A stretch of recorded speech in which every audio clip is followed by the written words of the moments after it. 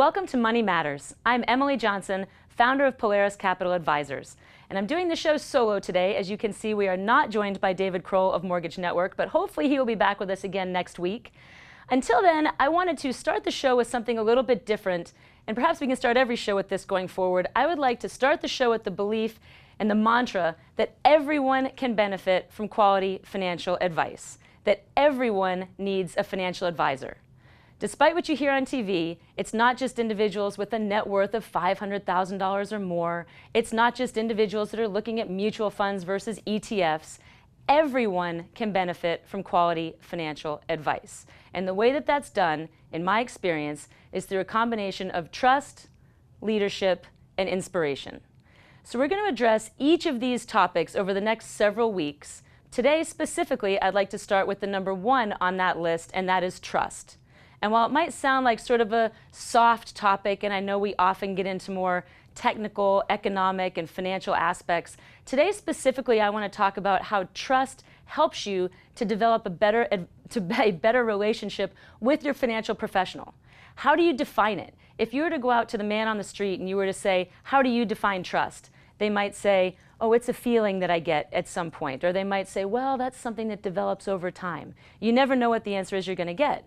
But today, I'd like to talk about it. Maybe this is just because I'm quant-driven. I'd like to talk about trust in the form of an equation that you can actually define so that if you're going out and you're interviewing a financial advisor, a financial professional of any sort, you have some characteristics that you can be looking for when you're interviewing this individual to make sure that you can develop that trust.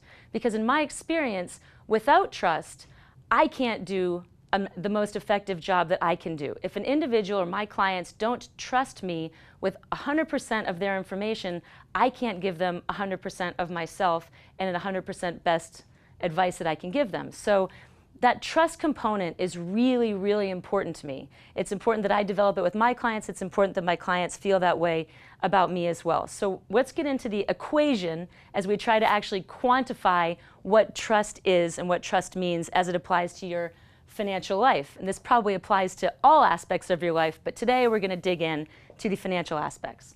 So specifically, here we have trust equals credibility plus reliability plus intimacy divided by self-orientation. So I don't know if you can read this or not. Sometimes it's tough from a distance, but we're going to dig into each one of these. So number one, and this is the one that I think it's the easiest to define, but it's also one that I don't think that people really seek out as much, is credibility.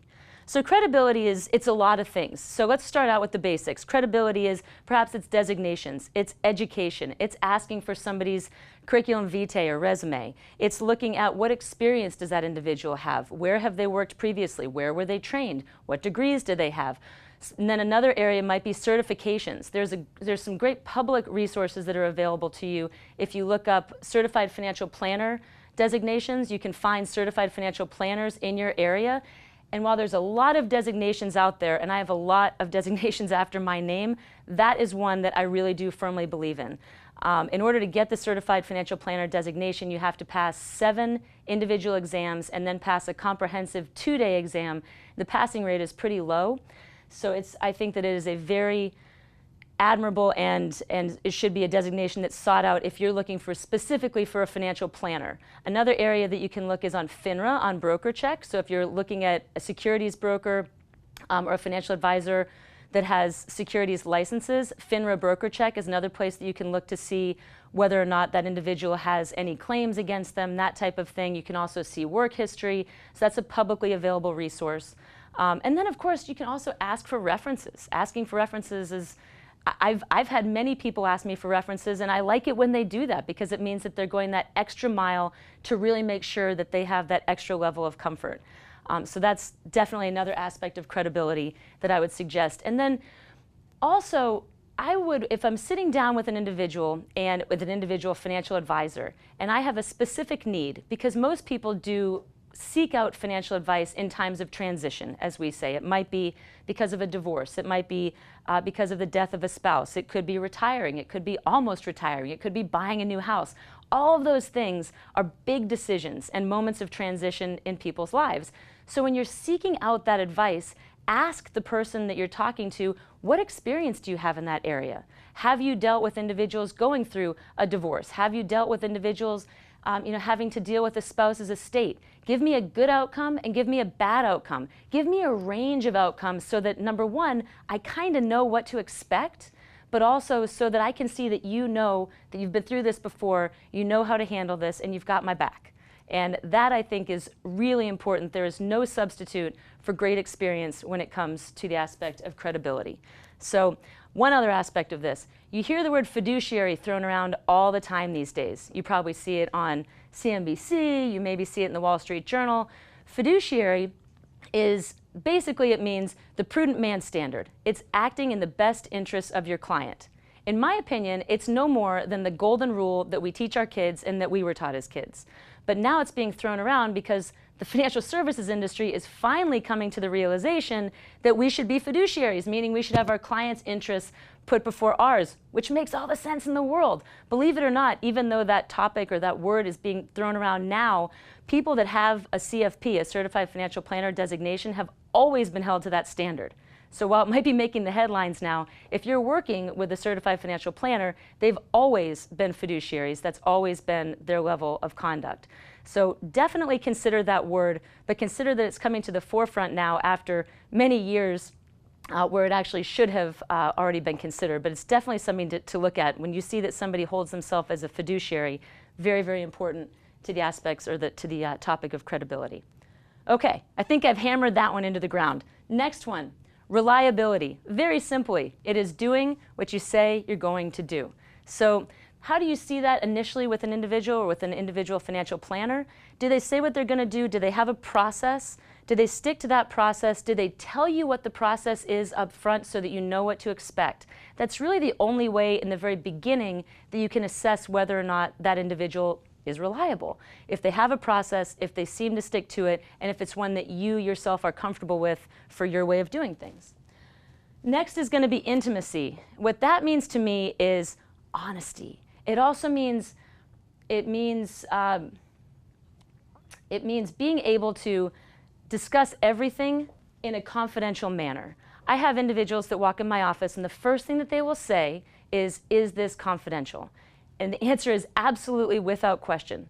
It's just as confidential as if you're sitting in your doctor's office or your lawyer's office, and you need to make sure that you feel that level of confidentiality when you're dealing with your financial advisor, or you're not going to provide them the necessary information.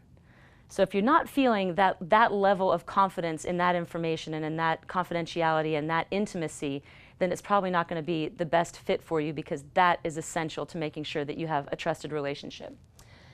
Then the last part of the equation is self-orientation. So what does that mean? I mean, we're looking at this in the denominator of our fraction here.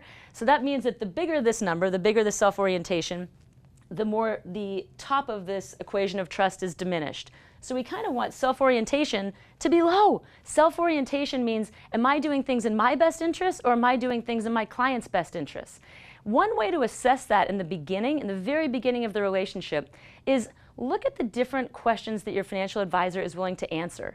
Are they willing to do stuff that's not on a statement? For example, is the number on the statement the most important thing to them? Is that all they're discussing? Or do they also ask you about your value system? Do they ask you about your goals? Do they ask you about your comfort level in moving assets? Not all financial advisors require that you move all assets or make wholesale changes. Some financial advisors are perfectly fine developing a relationship that develops over time that's based on your comfort level and your needs.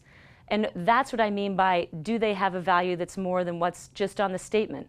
Do you call them and ask them if you should lease or buy a car? Are you okay calling them to ask about opening a 529 for the new grandkid? Things like that, just that level of comfort that you know that they are there for you and that their orientation is towards you and your needs and your values. And that's, I think, obviously of extreme importance, and it just enhances the value of the credibility, the reliability, and the intimacy components of trust. So, as I said in the beginning of the show, I firmly believe that everyone benefits from quality financial advice. No matter how big or small your situation might seem at that time, life is made up of a whole bunch of teeny tiny decisions and a couple really big ones. Usually people start looking to seek out financial advice with those big decisions. Go ahead and seek it out with the small ones, because that way you develop that level of confidence in that trusted advisor so that when you have to make the big decision, you know that you're going to the right person, the person that understands you, and the person that you trust. So I hope that this has been helpful, and we are going to come back in the second half of the show and take this to a slightly next level and discuss how trust actually impacts your willingness and ability to take risk when it comes to your overall financial picture. But again, if you have any comments on this, questions, concerns, issues, please give me a call. I love hearing from you, and we will be right back with more Money Matters.